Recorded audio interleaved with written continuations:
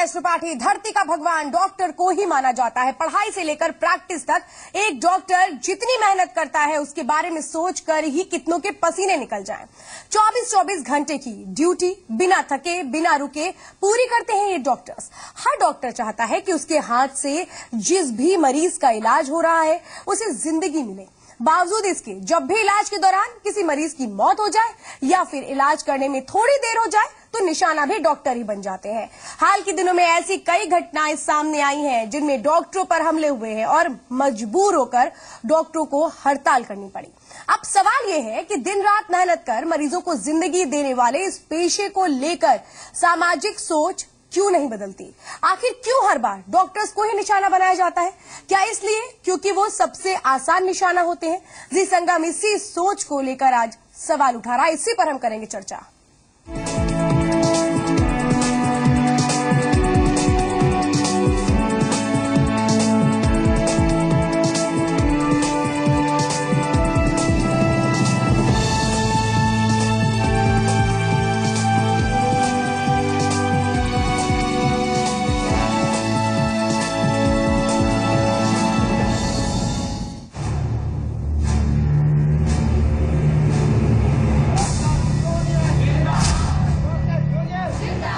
बारह अप्रैल को इलाहाबाद में एक मरीज की मौत के बाद उसके परिजनों ने अस्पताल में हंगामा कर दिया।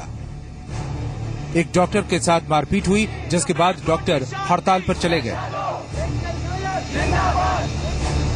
बाद में किसी तरह इस मामले को सुलझाया गया।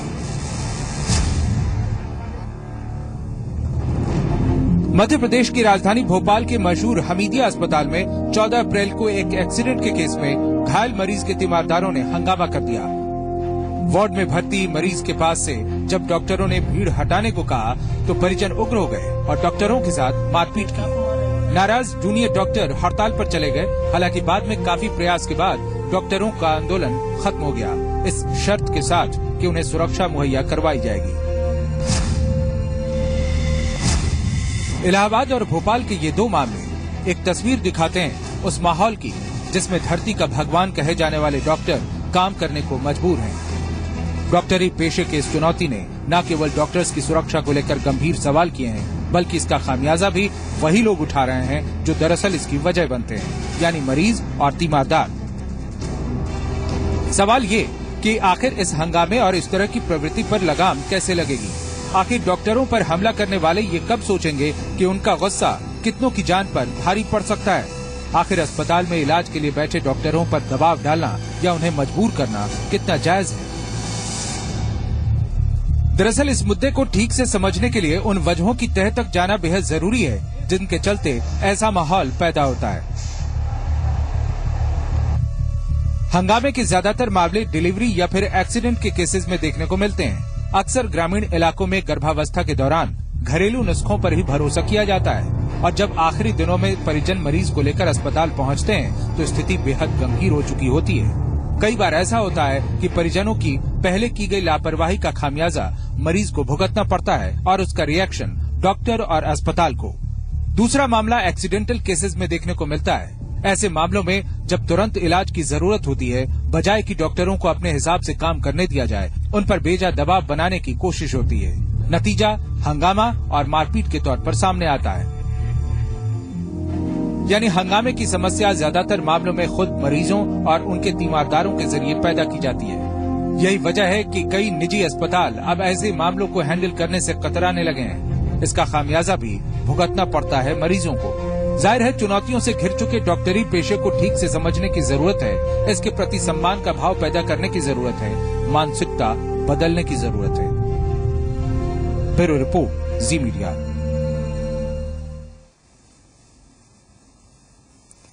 तो डॉक्टर्स के खिलाफ हो रही हिंसक घटनाओं के विरोध में एक प्रतिनिधि मंडल आज राज्यपाल से मिला। इसमें शामिल रहे डॉक्टर दीपक अग्रवाल से बातचीत की जी मीडिया संवाददाता अमिता पारुल ने। यूपी में स्वास्थ्य हमेशा से एक बड़ा मुद्दा रहा है, लेकिन अब जो मुद्दा उठ रहा है वो है यूपी के डॉक्टर्स की सुरक्षा का।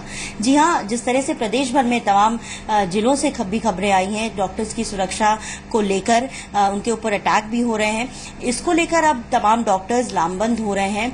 आज लखनऊ में एक डेलीगेशन ने खुद गवर्नर से मुलाकात करके अपनी बात रखी है। हमारे साथ डॉक्टर दीपक अग्रवाल है इस पूरे मसले पर बात करने के लिए।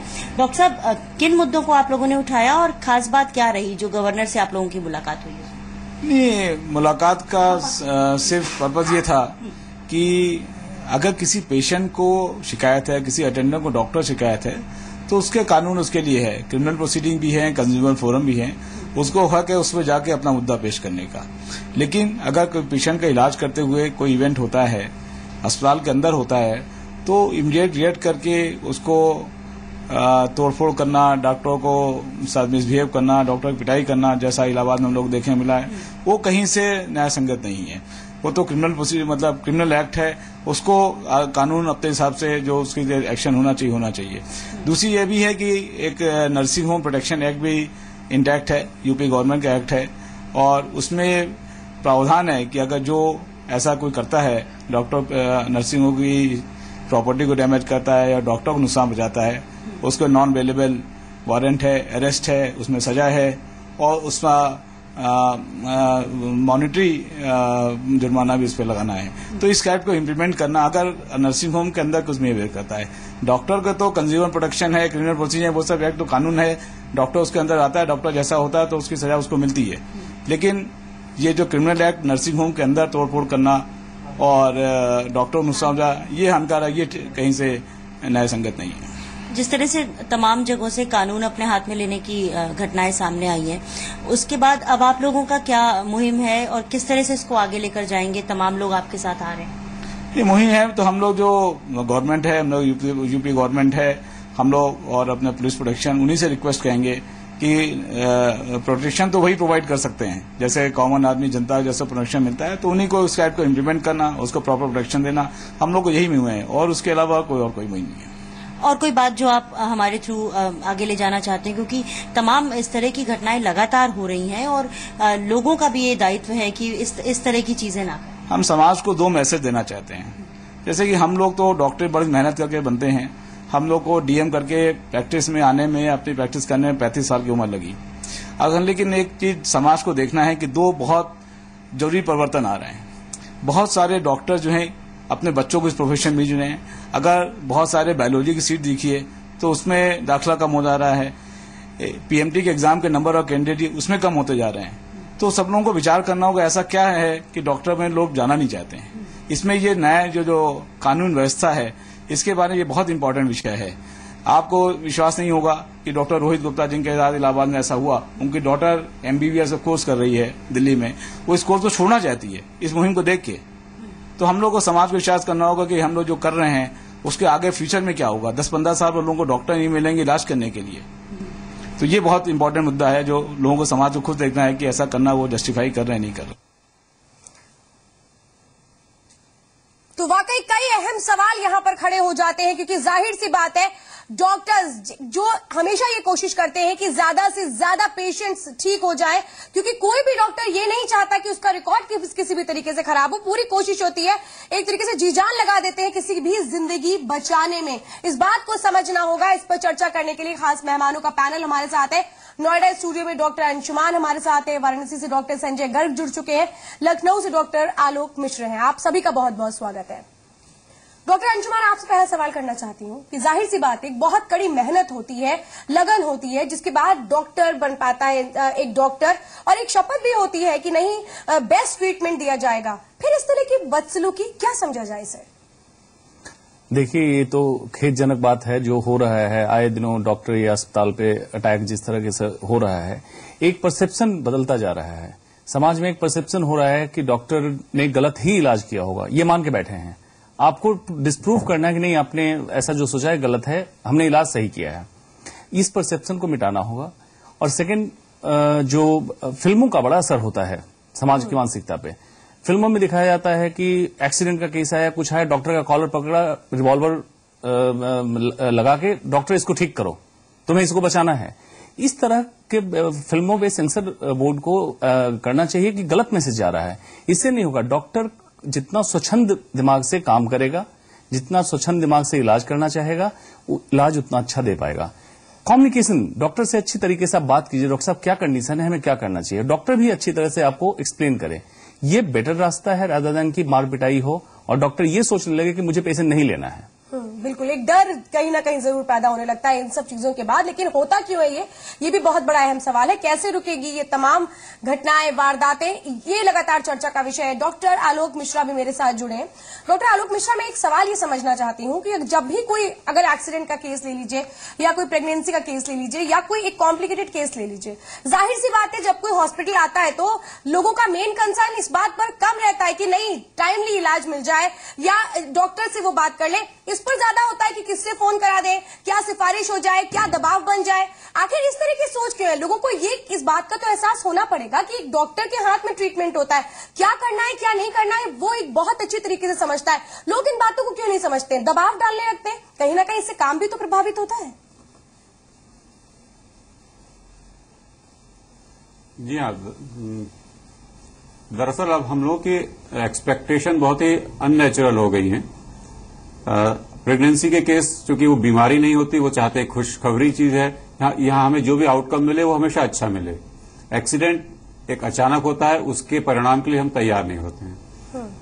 जैसे डॉक्टर साहब ने कहा कि फिल्मों में होता है, फिल्मों में आया मरीज आया, उन्होंने इंजेक्शन दिया, फिर दिखाते हैं अगले दिन एकदम होश में आ गया। ऐसी बहुत सारी धारणाएं हमारे अंदर हो चुकी हैं और हम चाहते हैं कि सब कुछ तुरंत हो जाए, सारा रिजल्ट तुरंत मिल जाए। दरअसल जब हम आदमी को ट्रीट करते हैं, एक नेचर है, नेचर में हम बहुत ज्यादा इंटरवेंशन नहीं कर सकते। हम सारी चीजें हमारे हाथ में नहीं होती। अगर सारी चीजें हमारे हाथ में होती, हम सबको ठीक करते होते तो शायद आज कोई डॉक्टर मरता नहीं, सारे डॉक्टर अमर हो गए होते, उनके घर वाले अमर हो गए होते। कि लोगों को समझना चाहिए हमारे हाथ में मेहनत करना होता है, बहुत सारे फैक्टर्स होते हैं जो किसी के हाथ में नहीं होते और उसकी वजह से रिजल्ट खराब होते हैं।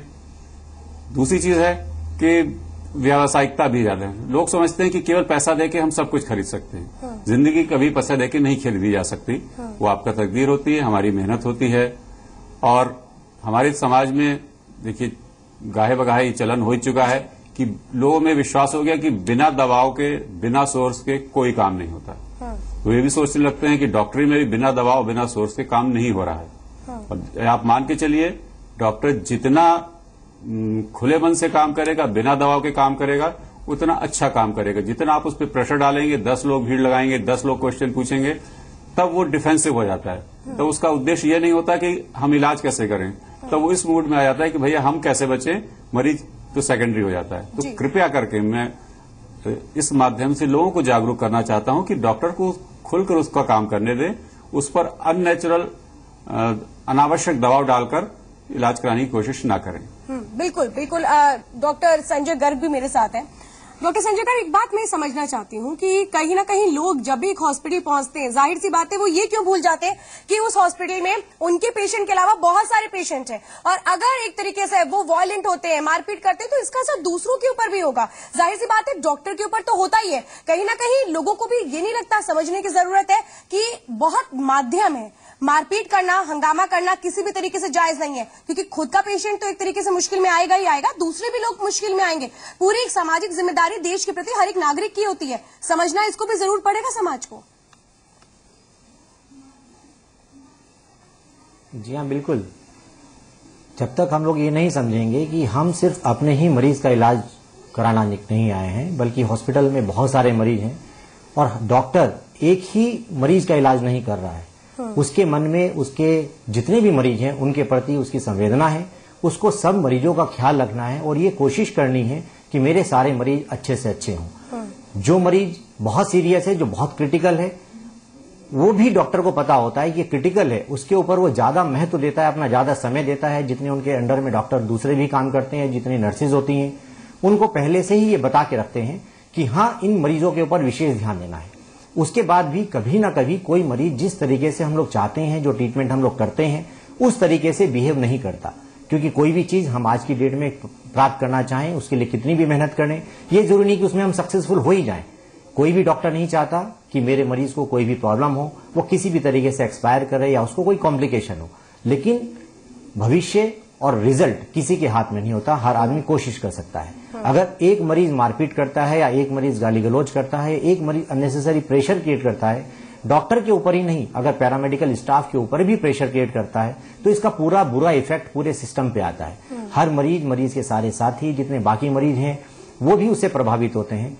उनका जो इलाज है, जो डॉक्टर एक संयम बरत कर, जो अच्छे दिमाग से स्वच्छंद विचारों के साथ, जो उनकी सोच के साथ वो इलाज कर रहा है, उसमें भी कहीं ना कहीं परिवर्तन आ जाता है। एक मरीज अगर पैसे के लिए झगड़ा करता है और ये सोचता है कि सिर्फ मैं झगड़ा करके पैसा बचा लूं, और जो अधिकतर हम लोगों ने देखा है कि जितनी भी मारपीट या जितनी भी झगड़े या जितने भी अस्पताल के अंदर में तोड़फोड़ होती हैं वो सिर्फ पैसा ना देने के लिए होती हैं। जिन अस्पतालों में पहले से ही एडवांस पैसा मरीज जमा कर देते हैं वो अस्पतालों में वो तोड़फोड़ नहीं कर पाते, क्योंकि उनको मालूम है कि मैं पैसा जमा कर चुका हूं। अधिकतर जगह पर ये जो तोड़फोड़ या मारपीट या जितना झगड़े होते हैं उनका मुख्य कारण पैसा ना देना होता है। बिल्कुल।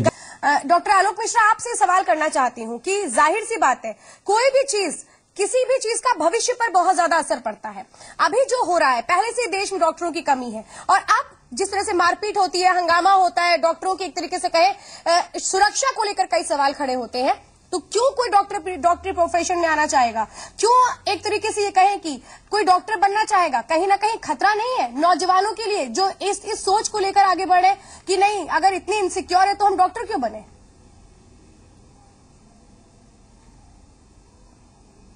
जी हाँ, एक बहुत बड़ा सवाल प्रेजेंट सर्कमस्टांसेस में पैदा हो गया है कि हम डॉक्टर क्यों बने। इनफैक्ट ऐसा नहीं कि यंग जनरेशन के लिए, हम जो हैं आज हम सोचने लगे हैं कि हम डॉक्टर क्यों बने। जो भविष्य है उसको छोड़ दीजिए, वर्तमान में हम सोचने लगे हम डॉक्टर क्यों बने, और ये सोचने लगे हम कैसे इलाज करें कि जिससे हम इन स्थितियों से बच सकें। तो इसके दो पहलू आते हैं। एक तो डिफेंसिव प्रैक्टिस, कि जो डॉक्टर्स हैं वो डिफेंसिव प्रैक्टिस में हो गए कि आपके पास कोई मरीज आया तो आप अपने बचाने को ज्यादा प्रयास करने लगते हैं बजाय इसके कि पेशेंट के लिए एग्रेसिव होकर उसको इलाज कर पाए। आप ये कोशिश करते हैं अधिक से अधिक उसको एक्सप्लेन करें, जो सीरियस पेशेंट है उनको किसी तरीके से एक बड़े सेंटर पे, हायर सेंटर पे रेफर कर दें। तो एक डिफेंसिव टाइप की प्रैक्टिस शुरू हो गई है और ये डेफिनेटली कोई भी आदमी अपनी जान पर खेल के मरीज के लिए कर पाने की इतनी शहीदाना भूमिका तो शायद ही कोई निभा पाए।